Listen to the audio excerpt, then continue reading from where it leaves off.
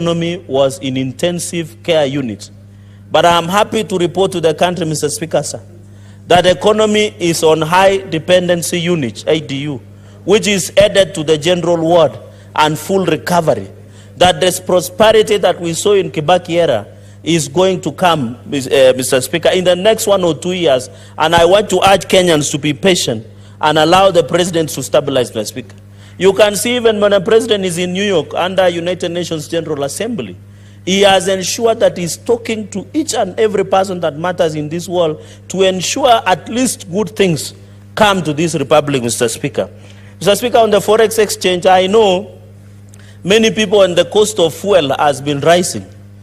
It's because the dollar has gained strength, and that is basic economics. I'm not an economist, but any person would know that it's because the dollar is the strength of the dollar.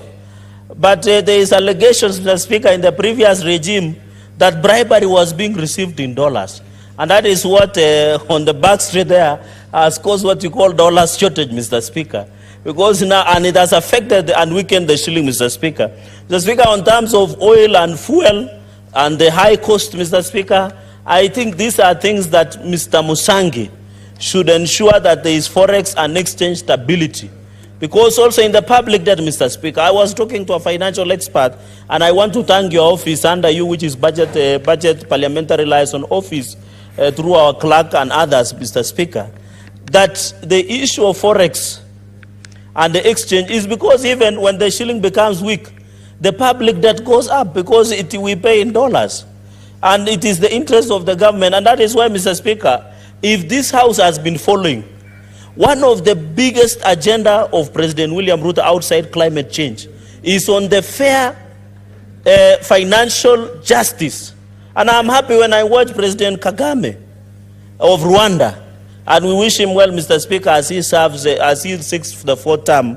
I know what he said yesterday, that he doesn't care what the West thinks. But when he spoke about two things which I found critical when he was addressing UNGA yesterday in New York, he said about climate change and also about fairness in terms of international financial institutions, Mr. Speaker. Why should a country like Kenya, which is developing, pay more than a country which is in the first world like Canada and other countries, Mr. Speaker? So I want to thank the president because the fact that he's pushing African nations to rally behind him and start for what we call fairness in financial systems from the World Bank, from Bretton institutions, it will assist that we get fairness and justice, Mr. Speaker. And these are the things that we would like to see, Mr. Speaker. The position of government has not been to dismiss anybody through Twitter or to call to look down upon Kenyans, Mr. Speaker, because this government was formed to fix the mess and economic mess that was there, Mr. Speaker.